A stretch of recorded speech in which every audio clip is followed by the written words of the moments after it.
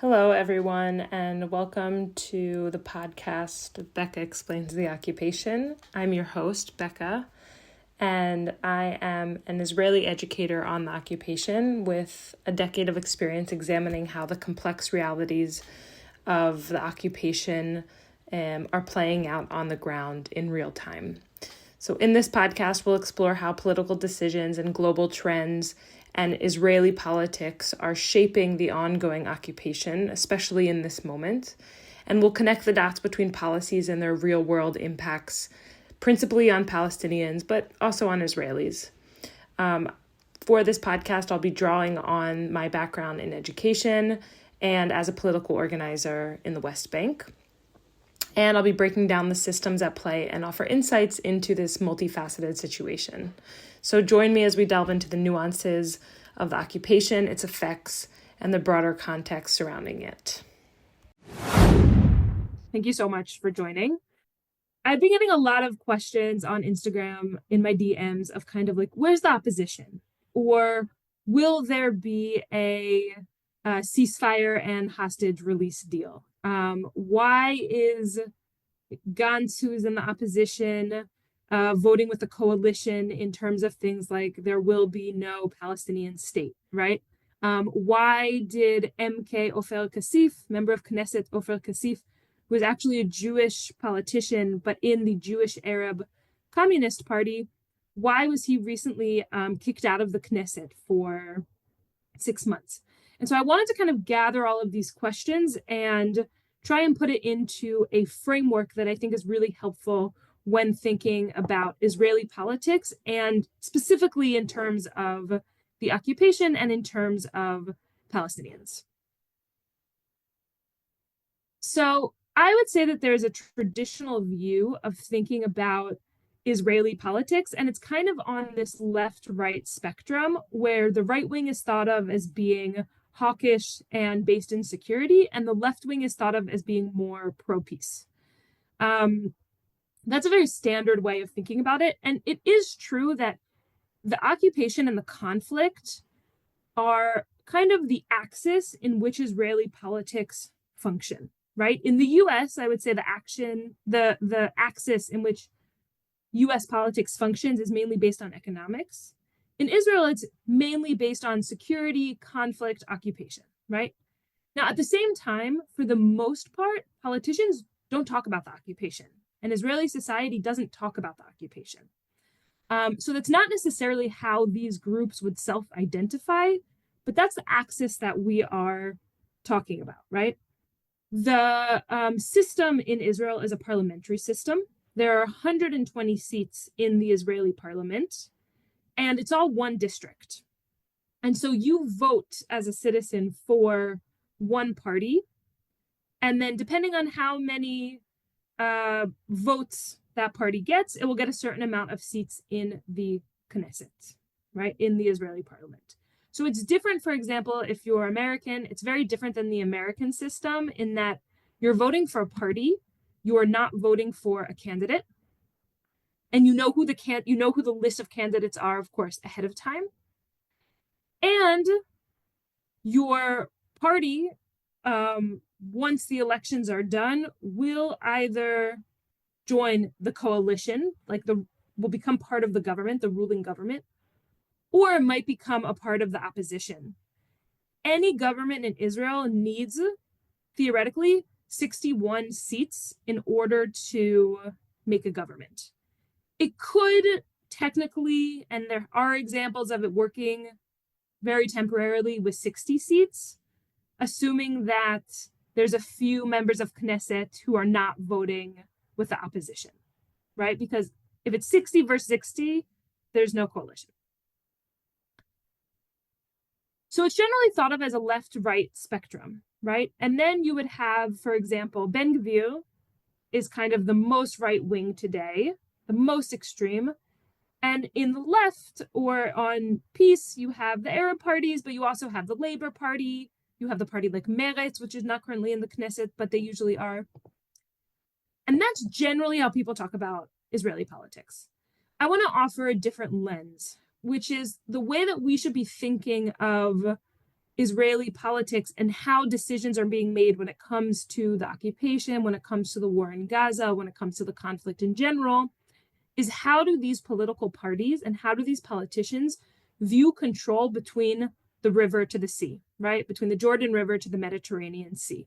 Now, currently, there's only one state between the river to the sea, and that's the state of Israel, right? And in addition to that, in addition to the democratic, or at least semi-democratic state of Israel, you also have occupied territory that Israel also controls. The West Bank, the Gaza Strip, and East Jerusalem, right? When we're talking about the West Bank, the Gaza Strip, and East Jerusalem, Israel basically uses different types and different levels of controls over these areas and over Palestinians. In East Jerusalem, Israel has annexed it. Israel sees it as part of Israel. The international community generally does not. In the West Bank, there is a military control. Everyone agrees on this, including Israel, right? There's a military government in the West Bank. And in the Gaza Strip, the military government was canceled in 2005, but there is a lot of military control over Gaza, including before October 7th, right? Control over airspace, over most land crossings, though Egypt also was responsible for 2 land crossings, one for people, one for goods. The sea space, right? So there was a level of control over Gaza. Now, in addition to that, you have the Palestinian Authority and you have Hamas, but these groups are not sovereign, right? They do not have the responsibilities of a state. They do not have the self-determination of a state. The most important thing to understand in this is that there's only one group between the river to the sea that has legitimate use of violence, right? Israel can use the military to defend itself, and that's considered legitimate. And Israel can also use the military to enter Ramallah, to enter Jenin, to enter Gaza City, and that's overwhelmingly also considered legitimate. Definitely by Israel, but also for the most part by the international community, right? Even though the international community has now come out and said the occupation is not legal, it's not legitimate, practically, we haven't seen a loss of support overwhelmingly on this, right? And when you look at international relations, a lot of the ways that in international relations we define a state is who is a legitimate means of violence, right? And so the answer here is Israel. And this is important. There is not currently a single thing that any Palestinian body, including the Palestinian Authority, can do if Israeli soldiers want to go into a random house in Ramallah in the middle of the night, right? Even if that family is totally innocent, right? And this happens all the time.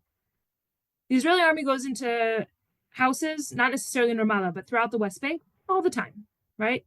It might be to arrest someone, but it might also be to do a mock arrest. That's an arrest where you're practicing. You go through the whole entire arrest, and then you let the Palestinian go at the end. It might be because this house has a good view below, and there are Israeli troops below, right? And it might be just to make our presence felt, which is this kind of Israeli military term of, we don't want Palestinians to lift their heads up because the idea of the occupation is to maintain control and maintain order. And one of the ways we do that is to make sure that Palestinians are too afraid to basically react or resist, right? If that puts a Palestinian's life in danger, there is not a single use of violence that Palestinians could employ, including the Palestinian Authority, to protect those Palestinians in that house in Ramallah. That's the case in 2024. And that's been the case, by the way, since June 1967, since the beginning of the 1967 occupation, right? Why is this important? Because when we talk about looking at how regimes or how the Israeli political groups think, I would break it down into 3 specific camps. And the first camp, which has traditionally been the largest camp, though it's shrinking, is the status quo camp. And the status quo camp more or less believes the only sovereignty that can exist between the river to the sea is the state of Israel, right? Palestinians can potentially have limited authority, like they do with the Palestinian Authority, or they even did with Hamas in Gaza up until October 7th, right? On one hand, a lot of times the Israeli government talked about Hamas as an enemy, and to an extent, rightfully so, of course. We saw that very clearly on October 7th. But to another extent, the Israeli government allowed Hamas to exist, facilitated money getting to Hamas, right? That was part of Netanyahu's policies. And so the main idea of the status quo camp is we believe there can be one state between the river to the sea that has a legitimate use of violence. That includes offensive violence and defensive violence. Yeah. Netanyahu traditionally is in this camp. Lapid traditionally is in this camp. The Labor Party traditionally is in this camp. Gantz traditionally is in this camp, right? The vast majority of politicians over the course of Israel's history and the 1967 occupation have been in this camp, with some exceptions. For example, during the Oslo period in the 1990s, to an extent in 2006 during talks. But even then, the vast majority of talks did not talk about the state of Palestine having use of weapons, having use of defensive weapons, having an army, right? It's what Netanyahu calls a state minus, a little bit less than a state, right? The next camp, and this is the largest growing camp, is the annexation camp. And that camp says, we want to annex the West Bank. Some people in this camp, some politicians say we want to annex the whole of the West Bank. Some say we only want to annex parts of the West Bank, like the Jordan Valley, which is the eastern strip of the West Bank. And now that we're over a year into the war with Gaza, of course, you have those who are talking about also annexing the Gaza Strip, such as Smotrich and Ben Gvir, and different groups or different people within their political parties, particularly. Okay. And the third camp, which is the smallest camp, is the equality camp. And the equality camp basically says, we believe in equality between the river to the sea, right? Equality between the river to the sea is the main function of the equality camp. It means equal individual and collective rights for Israelis and Palestinians, right? And I'll add here that we're talking about various political frameworks, right? If you're talking at Balad, they're talking more about a one-state solution. If you're talking about Hadash, Balad is an Arab party. If you are talking about Hadash, which is the Arab Jewish Communist Party, they're talking about a two-state solution. They're not a Zionist party, but they believe in the two-state solution. If you're talking about Meretz traditionally, they were also talking about a two-state solution, right? Today, it's mainly Arab parties. The political party Meretz is not currently in the Knesset. And I think that, I'll say this, and I think there are probably people listening who are saying, how could you possibly say that they're part of the equality camp? But there's two members of the Knesset, Naama Lazimi and Gilad Kariv, where I would put them somewhere in between the status quo camp and the equality camp, right? If they're in the equality camp, then they certainly make a lot of, they give up on a lot of fights right now in the Knesset that would push the equality camp forward, yeah? But there's also other things that they have done that have kind of shown their desire to be part of the equality camp, or they show that they believe in equal rights between the river to the sea. One thing that's really interesting is that today you have Yair Golan, and he is the head of the Democratic Party, or the Democrats, I think they're called. They're a new party, and they're a combination of the Labor Party and Meretz. Meretz isn't even in the Knesset right now, and Yair Golan's also not in the Knesset. He was just voted into this position. He seemingly should be part of the equality camp. And a lot of liberal Zionists see him as being part of the equality camp. He's certainly part of the peace camp, right? But I call it the equality camp because it's not exactly the same, right? Peace doesn't inherently necessarily mean equal rights for all between the river to the sea. His platform says, yes, we should get rid of settlements in the West Bank, but we're going to maintain military occupation over the West Bank and the right to military activity in Gaza, right? He also called, by the way, to occupy southern Lebanon, right?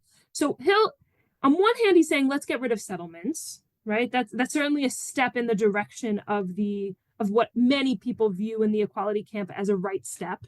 Could potentially have a result in which settlements stay, but there's some just solution for them, right? But that's generally considered kind of going in that direction. But on the other hand, he basically says, I want the ability for the Israeli military to be able to take over someone's house in Ramallah whenever we want. And that puts him firmly in the status quo camp. And that's what I think is really important to understand, is that if people in the Knesset right now could hear me putting some of these political parties together and saying, how can you say that we're similar, right? People would be up in arms. But when it really comes down to it, what's the essence of what we're talking about?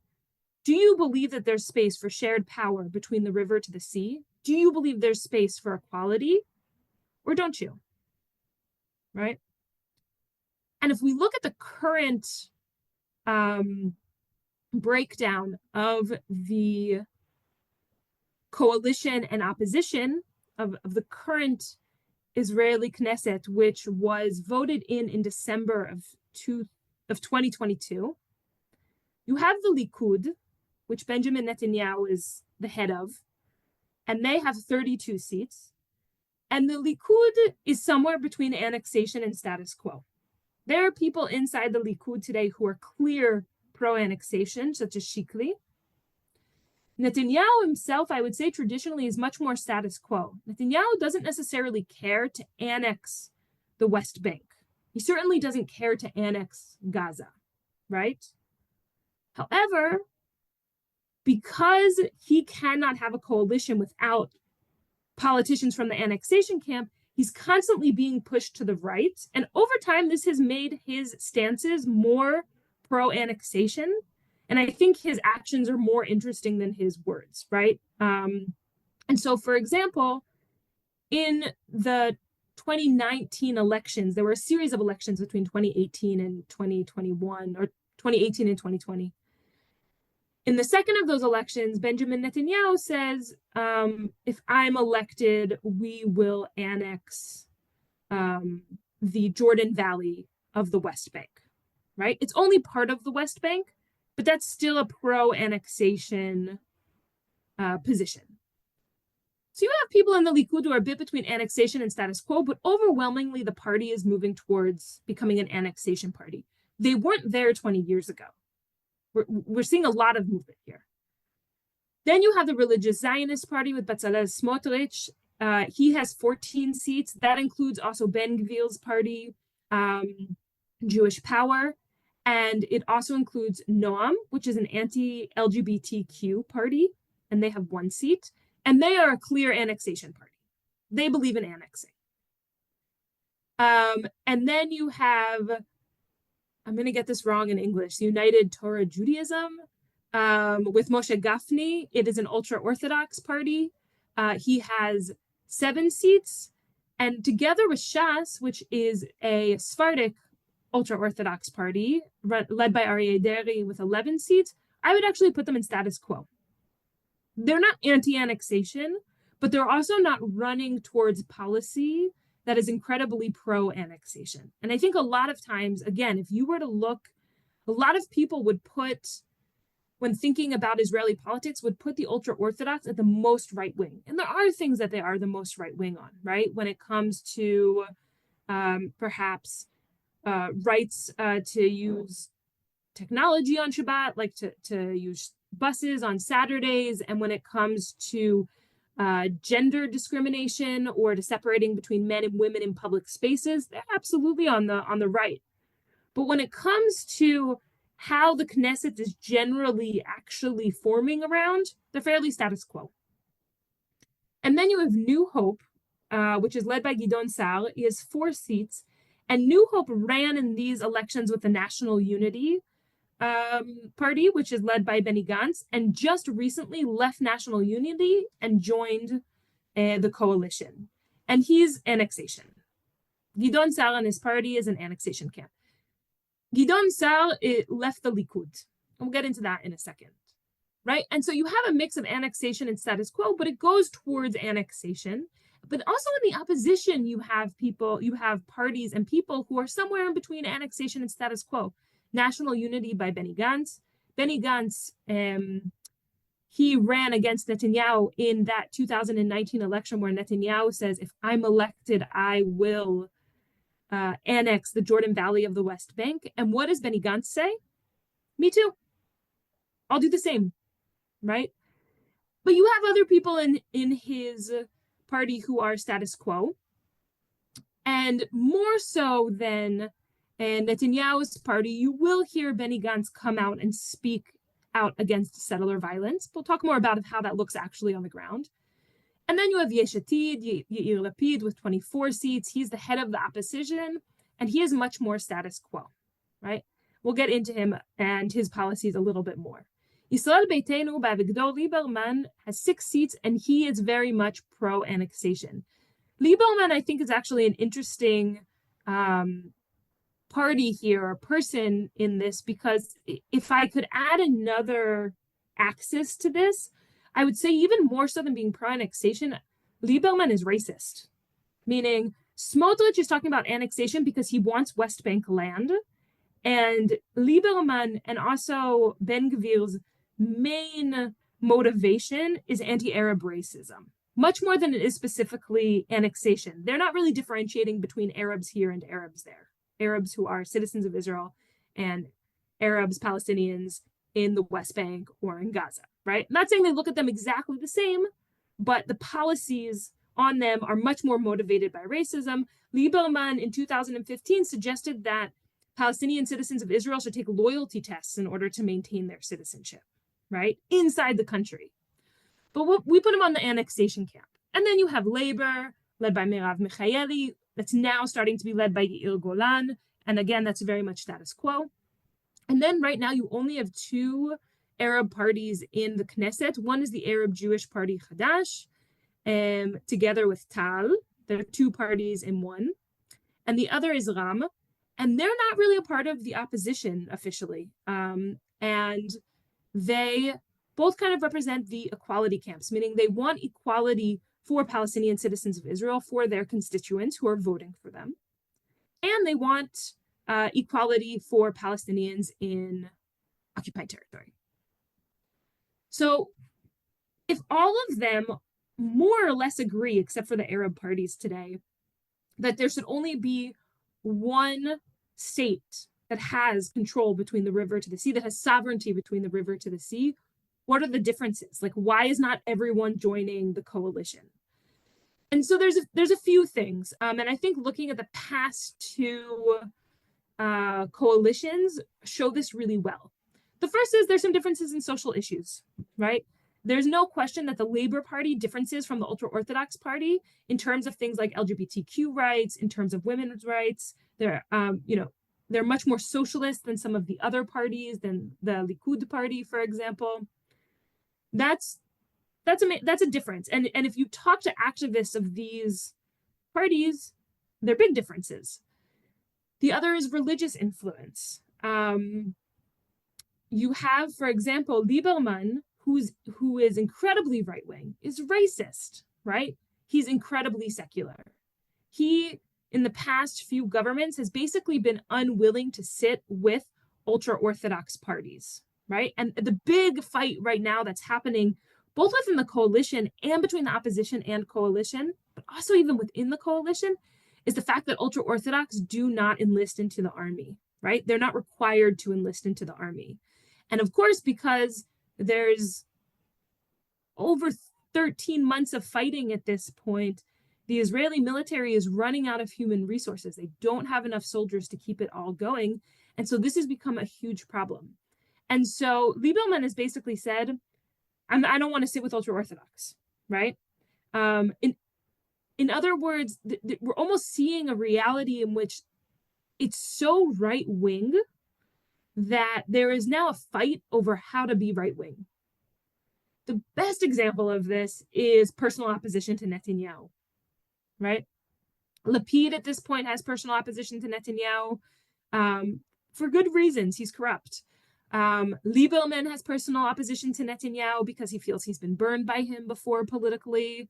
Gidon Sa'ar, who just joined the coalition, but for over a year was in the opposition, created his party New Hope as basically a parallel to the Likud party for members of the Likud who do not want to vote for Netanyahu because he's corrupt, right? But there's no policy differences between them. Not really, not in a meaningful way, right? And the last thing that I would say is relevant to bring in here is some willingness to talk about political talks and to talk about Palestinians having some sort of state minus, right? Having some sort of autonomy. Lapid is willing to talk about that. Labor is willing to talk about that. That's fundamentally different than the equality camp, which says that's not enough, right? Autonomy is not enough. We want equality. But that's a difference, at least currently. So what are the similarities is that they agree that there can only really be one state between the river to the sea. Palestinians don't have a right to self-defense. There'll never be a Palestinian army, right? That's in every single proposal that's been made. Lapid just a few days ago came out with a new proposal for ending the war in Gaza. And he says, we're going to end the war in Gaza. We'll bring in the Palestinian Authority to Gaza, but they can only have civil administration there, no guns. And in the West Bank, we're going to reform the Palestinian Authority so that they stop supporting Palestinian terror, which is one of the biggest critiques of the Palestinian Authority from within Israel, right? Now, if you talk to the Palestinian Authority, or more importantly, if you talk to Palestinians, I think, in the West Bank, and I don't want to talk for them, but the main critique you hear about the Palestinian Authority is that they exclusively work with the Israeli occupation, right? The Palestinian Authority, on one hand, has a police force, can arrest Palestinians in Ramallah, but it can't do anything to stop settler violence. It can't do anything to stop Israeli military raids, right? It can't do anything to stop Israeli settlers from encroaching and taking land and nationalizing their land, right? For Palestinians, the Palestinian Authority is considered both incredibly weak and very much a partner to the Israeli occupation.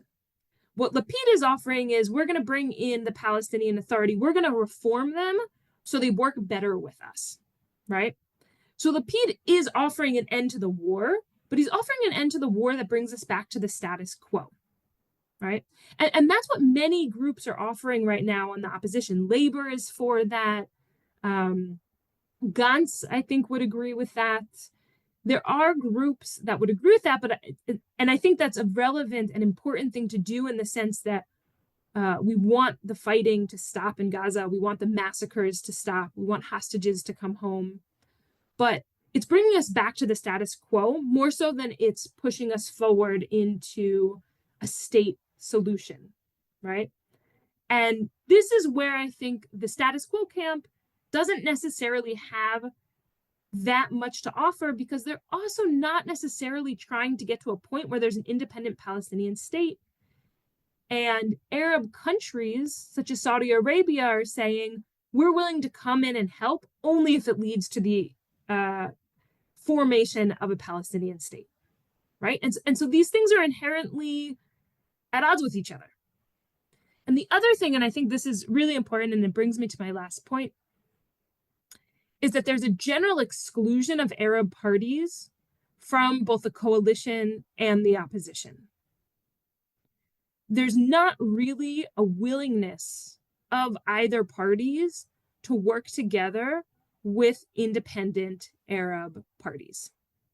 And today, you only have 10 members of parliament out of 120. So I'm doing this math in my head and it might be a little bit off, but let's say that's about 8% of representation, right? These two parties together, three parties together represent 8% of the population. How many Arab citizens of Israel are there? 20%. We're missing at the very least 12% of representation. And then, of course, you have Jewish Israelis who also believe in equality. So their representation also is missing, right? It should be, I would say, somewhere between at least 25%. It's at 8%. And this is where I think it's really important to understand why the status quo camp and the annexation camp in some ways are so similar, because in the end, they both believe that there can only be one state between the river to the sea, and that state inherently has to be Jewish, right? There's this idea, it's actually a scientific idea, but it's used often in political science, called the purpose of a system is what it does, right? So if you build a system and you say the purpose of the system is to create chocolate ice cream, but this system that you built, this machine that you built, doesn't make chocolate ice cream, it makes vanilla yogurt. And over time, it continues to make vanilla yogurt. You can't really claim that the purpose of that system is to make chocolate ice cream, right? It's a basic concept. In Israel, in the parliament, I would argue that the system is created in such a way that the equality camp can never actually fully represent the amount of people who are part of the camp, right? And also, because it can't represent them, it can never grow. Meaning, pushing the equality camp to the side is part of the purpose of the system. And if we look back historically, I generally talk about the 1967 occupation, and that's also what this talk focuses on. But I actually think it's really important to jump back to the founding of the state in 1948. And between 1949 and 1966, there was martial law over Arab citizens in Israel. Jewish Israeli citizens were under full democracy, with freedom of movement, could vote, could participate politically, and just lived lives like anyone would in a functioning democratic society. Palestinian citizens of Israel, Arab citizens of Israel, were inherently considered to be an enemy. And so the government utilized martial law on Arab citizens of Israel until 1966. Now, first of all, this meant it decided who could even participate in elections. They could vote, but who could participate in elections? It also decided how often or in what way, or if at all, Palestinian political parties or movements could meet in order to organize politically, right? You can't have a strong political party if you can't organize yourself and your base. But what I think is the most classic example during this time is that there was actually Arab satellite parties to the Labour Party. The Labour Party was the ruling party, and it basically chose Arab political parties, and it chose the representatives in those parties and would have them run. And they were satellite parties because they basically were required, more or less, to vote together with the Labour Party. And so they were in the Knesset, they did exist, but they weren't necessarily able to vote for their interest. I think the best example of this is that in 1963, a vote comes to the Knesset to get rid of martial law for Arab citizens. And the vote failed by one vote. Two of the votes that voted against it, that voted to keep martial law, were Arab politicians who were voting with the Labor Party, who wanted to keep martial law going. Right? Meaning two Arab politicians voted against their own constituents to continue on their constituents and on themselves martial law, which then continued for another 3 years. In 1966, the martial law was taken away, and 6 months later, the 1967 occupation starts. And of course, since then, Palestinians who are in Gaza, who are in the West Bank, are under Israeli military control. The type of control and the level of control has changed over the years, but Israel is the sovereign. But of course, they don't have political rights. And also in the beginning of the state, you have the delegitimization of the one party that was a genuine independent Arab Jewish party voting for equality for Palestinian citizens of Israel, even before the 1967 occupation. And they were called Maki. And Ben Gurion, who was the first prime minister of Israel, famously said, without Cherut and without Maki. Cherut, meaning freedom, was the ultra right-wing political party led by Begin. And Maki was the Jewish Arab Communist Party, right? And so Ben Gurion's ideas was, we don't want the radicals from both sides. We don't want the extremists from both sides, how he saw it, right? Over time, not only has Herut, has Begin, has what basically the Likud become the center of Israeli politics, and so he lost on that side, but there's also been kind of a solidification of the idea of Arab parties are not a part of Israeli coalitions, and even aren't a real part of oppositions, right? And so if we jump to right now, I want to give a few examples. In 2014, Lieberman, right, same guy that we've mentioned a few times now, he wanted to increase the threshold, the amount of votes needed, or the percentage of votes needed in order to get into the Knesset. And so now, instead of needing 2 seats to get into the Knesset, as of early 2015, you need 3.25% of the vote, and that buys you 4 Knesset seats, right? So the threshold, the amount of people voting for you, was increased fairly dramatically. The stated purpose for this was to basically weed out the smaller Arab parties and to take away their power, right? To take away their representation. In 2015, the Arab parties responded to this. The 4 Arab parties, they are called Balad, Tal, Hadash, and Ram, by creating one party that they called the Joint Arab List. It's called the Joint Arab List despite the fact that one of the parties, Hadash, is Arab Jewish. And they became the 3rd largest party in the Knesset, right? But they still weren't invited into talks in the opposition. They weren't an active part of the opposition. It's important to say also, not all the Arab parties necessarily want to be a part of the conversation, right? But the reality is it's a threshold that's not really passed. In 2022, though, you have the change government.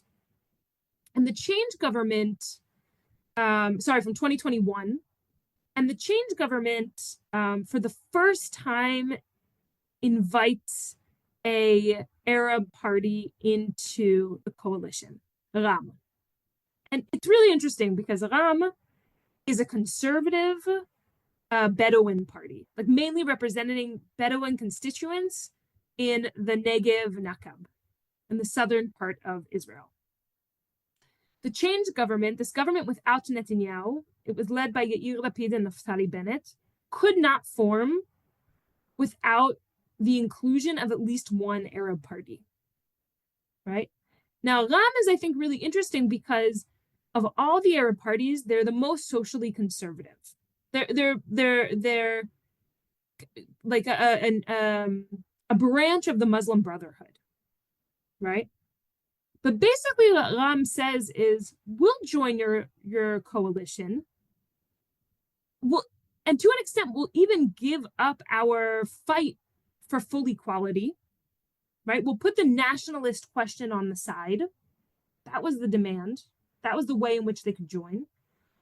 But we want resources for our communities. We want an end, or at least a huge kind of change in the policy of demolishing unrecognized Bedouin homes in the Negev, right?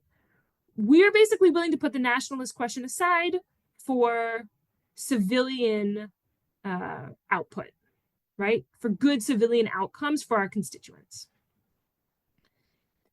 And so the change government lasts a year.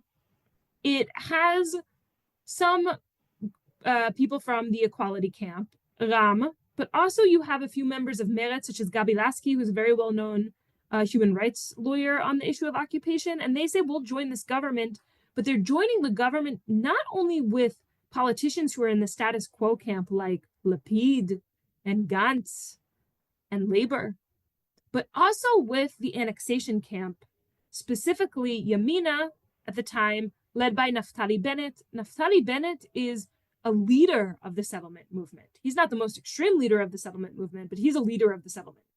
He's in the annexation camp firmly with both of his feet, right? And so the question is, well, what happens in the change government? And if you look at the change government in terms of social issues, there is, inside the country, you absolutely see some improvement.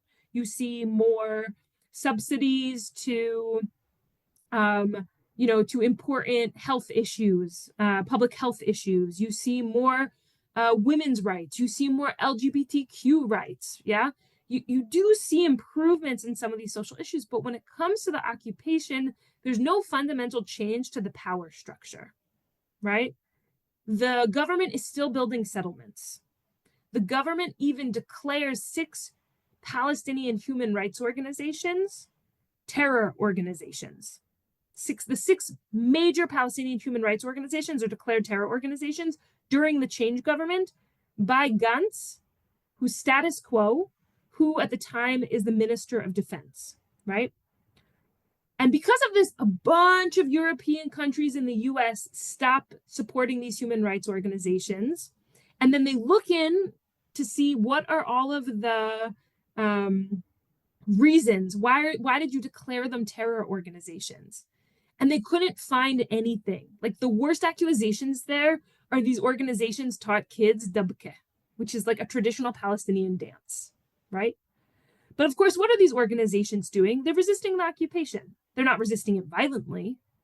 And some of the people who are in these organizations were once part of violent movements, but they've since stepped away from that and gone to human rights instead, right?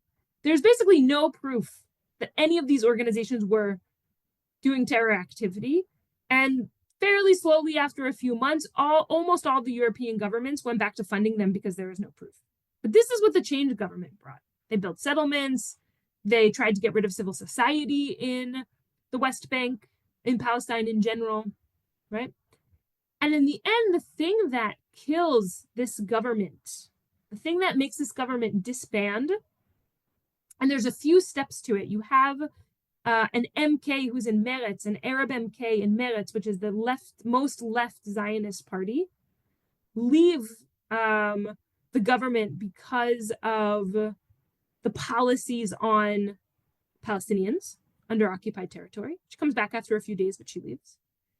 And you also have the annexation right camp in Yamina leaving because they feel that those in the equality camp are trying to put too much pressure on the party. What ends up falling this government is that in the West Bank, you have Israeli settlers who live there, right? And they live under Israeli civil law. And that's basically emergency regulations that allow them, according to Israeli law, it's illegal in international law, that allows them to live in the West Bank, which is not a part of Israel, under Israeli civil law. And those regulations, because they're emergency regulations, they have to be renewed by the Knesset every so often. The opposition, being led by Netanyahu at this moment, is saying, we're not going to vote with a coalition on anything. We want them to fail. And the coalition doesn't have enough votes to pass through these regulations to keep the occupation going, to keep settlements functioning, right? And so they decide to break up the government because then these regulations no one needs to vote on them. They automatically are elongated. And so this change government that people said it will be the change for Israel, it will change the society, it will change the situation, broke down in order to continue the occupation functioning. And this is why I think it's so important when we talk about opposition and coalition, that what we're really talking about is, well, where are the government's views on the occupation and on control? Because that's what's actually pushing the government forward to one way or another. This current government that exists, that was signed between Netanyahu and Smotrich and Ben Gvir, opens up by saying the sole sovereign in the land of Israel is the Israeli government, and that includes, of course, the West Bank, right? They say Judea and Samaria, but they're talking about the West Bank. But even if we look at the opposition, right, because that's the question, well, where's the opposition in all of this when it comes to trying to end the war, when it coming to try and end the occupation? Well, in July of 2024, you had some of the opposition Gantz supporting the resolution against a Palestinian state. Lapid's party and the Labour Party walked out and they abstained, right? So they didn't vote to say there can never be a Palestinian state, but they also didn't really make a fuss about it, right? Maintain the status quo. Lapid's war proposal we talked about limits, let's end the war, we'll bring the PA, the Palestinian Authority, back in, but they can only have civil power in Gaza and in the West Bank. There's an overwhelming support for ground invasion entering Lebanon before it started. And even just now, Lapid, about a week ago, wrote on Facebook saying that he supports a new measure to kick out Arab Israeli citizens, to deny them their citizenship, to take away their citizenship, if their families are accused of acts of terror, which is an inherently undemocratic law.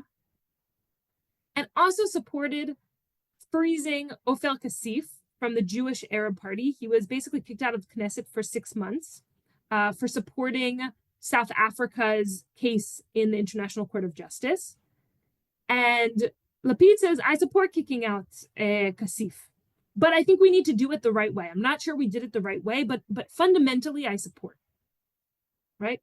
And so this is where the opposition is. Again, I don't want to say there's no nuances between them, but when we break down these nuances and we get to the bare of the bone, the opposition is not opposing the occupation, and the opposition is not necessarily even really opposing the war.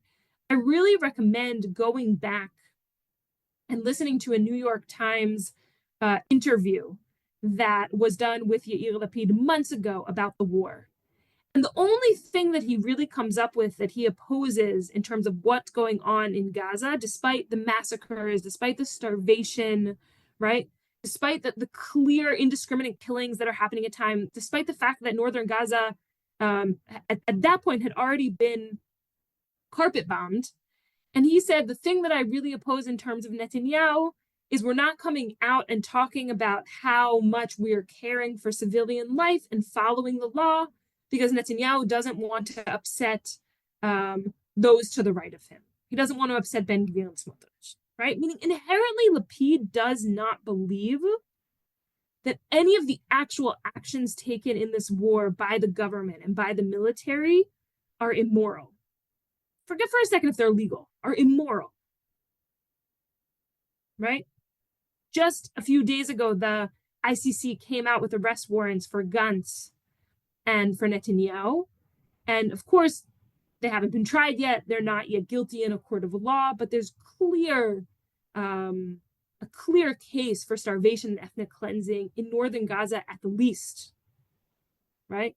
And Lapid and Gantz and Yair Golan are all coming out against the ICC, meaning first and foremost, maintaining state apparatus is much, much more important.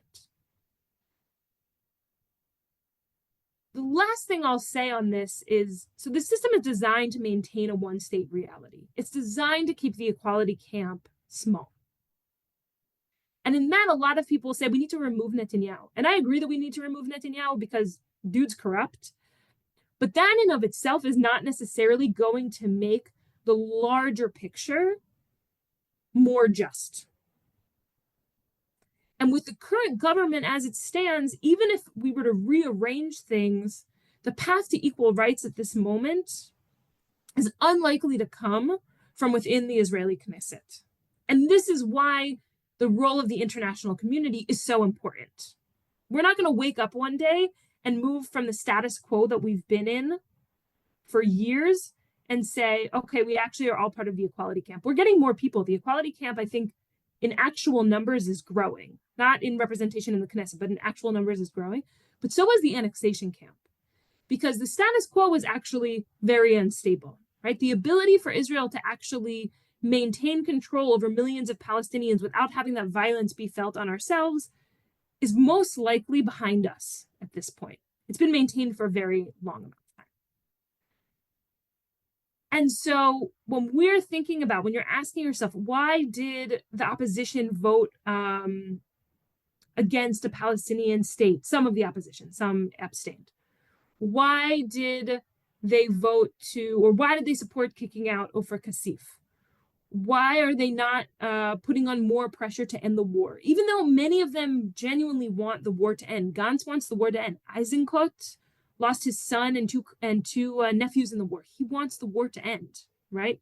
But because the next step of what they have to offer is not necessarily a very clear-cut, genuine solution that brings us to a new political place. What the right has to offer is ethnic cleansing, right? Is continued war, is continued occupation, is apartheid. But that, for many people, still sounds like more of a solution than trying to pretend like we can stay the same. Right? And so I hope that this was a helpful framing in terms of thinking about how to look at Israeli politics and getting an understanding of where is the opposition. What is it opposing and what is it not opposing? And what it's not opposing is the occupation and the maintained control between the river to the sea exclusively. Thanks so much for joining this episode, and I hope that it gave some insights for how to think about the Israeli political system in terms of the occupation and Palestinians and getting to a new political reality in which there is equality between the river to the sea.